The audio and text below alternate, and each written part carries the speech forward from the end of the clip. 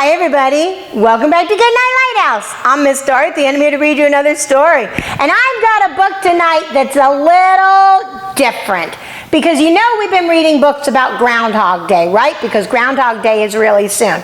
And in a couple of weeks we're going to start reading books about Valentine's Day because Valentine's Day is coming up. But this book is about both days. It's called Groundhug Day. Groundhug Day, not Groundhog Day, Groundhug Day. Now, hugs are what you think of when you think about Valentine's Day, because that's where we draw hearts and give out cards with hearts on them. But this is about Groundhog Day, preparing for Valentine's Day. It's a little confusing, but I have a feeling it's going to be a lot of fun. We need to get into this book and find out why we're talking about Valentine's Day on Groundhog Day.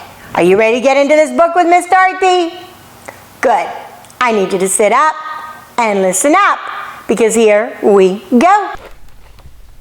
Groundhug Day, written by Anne Marie Pace, illustrated by Christopher Denise.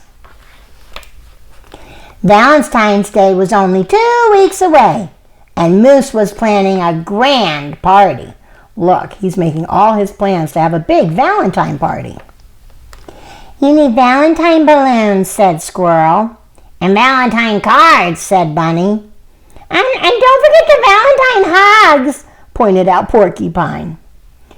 Everyone has to come to my party, said Moose, who has a long list of names. Uh-oh, Bunny said. That's a problem. What's a problem? Moose asked. Tomorrow is Groundhog Day, Bunny said. If Groundhog sees his shadow, he'll go back into his hole for 6 more weeks. He won't be awake on February 14th. Good point, Moose said. If we stop him from seeing his shadow, then he can come to my party. Oh no, how are they going to stop Groundhog from seeing his shadow? Nobody knows whether he's going to see it or not. I've got it, said Squirrel. I'll sneak into his hole and change his calendar so he won't know it's February 2nd. Because February 2nd is Groundhog Day. Your chattering will wake him up, said Porcupine. I'll blindfold him when he comes out. They're coming up with all kinds of plans, so Groundhog can't see his shadow on Groundhog Day. Your crows might poke him in the eye, said Bunny. I'll put up a tent over his hole. He'll know he's outside, Moose said. I'll sit on his hole so he can't come out at all. Oh no, are they going to trap him in there? Calendar, Moose, blindfold, Moose, tent, Moose, bellowed Moose. He thinks his idea is the best. The animals bickered all night long. They didn't notice the black sky turning gray. They didn't notice the pink light of morning creeping over the hills. And they didn't notice Groundhog's nose twitching at the entrance to his hole. Uh-oh, it's morning. He's coming out. Until it was too late. There he is, and he's looking at his shadow. The animals watched helplessly as Groundhog dove back into his hole. Wait! Moose thundered. Groundhog's muffled voice barely reached the surface. I need to stay down here. There are shadows all over the place up there. He thinks if he sees his shadow, he cannot come out. Moose was puzzled. Groundhog, are you afraid? Is that why you go back in your hole? You could say that, Groundhog called. I didn't realize Groundhog was afraid of shadows, said Squirrel. Me neither, said Porcupine. Shadows aren't scary, said Bunny. They're scary to Groundhog, Moose said. He knows that Groundhog really is scared. The animals sat quietly thinking, what can they do to help Groundhog? Hey Groundhog, Moose finally said, what if we showed you just how awesome shadows are? I'll show you the way leaves blowing in the wind make shadows that dance.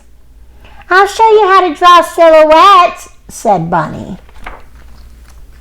I'll show you how clouds cast shadows on the hills, said Squirrel. I want to show Groundhog my shadow puppets, said Porcupine, who made a shadow puppet of a bunny on the wall.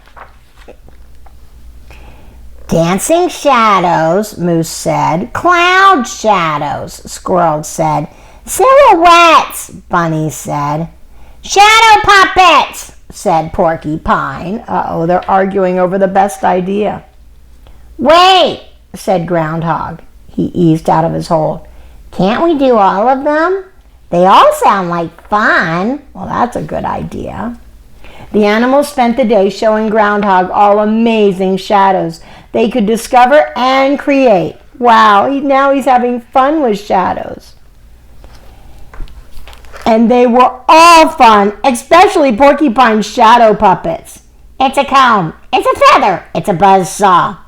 It's sunshine. Porcupine's having a good time. Finally, late that night, what a wonderful day, Groundhog said. But I really do have to go back into my hole now, he shivered. 6 more weeks of winter, you know. He saw his shadow, so now there's 6 more weeks of winter. But you're not afraid of shadows anymore, Moose protested. Now you don't have to miss my Valentine's Day party.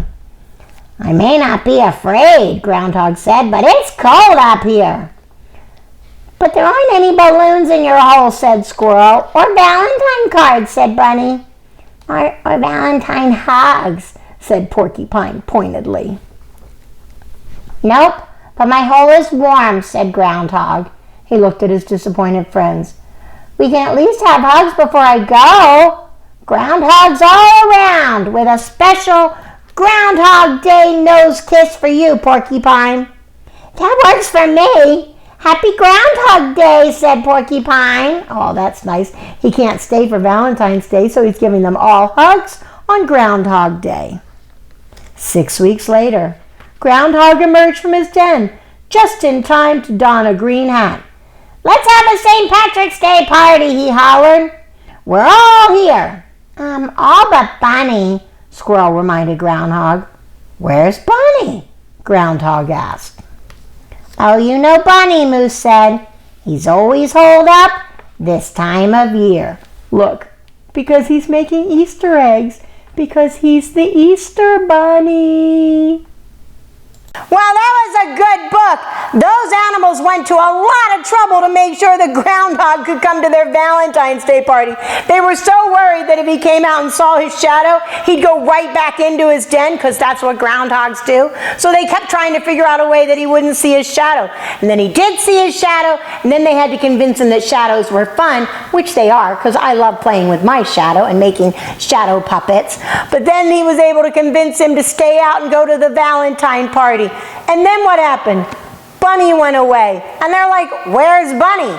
Well, he's home painting eggs, because after Valentine's Day comes Easter Day. These animals stay really busy with these holidays. We have Groundhog Day and Valentine's Day and then Easter Day.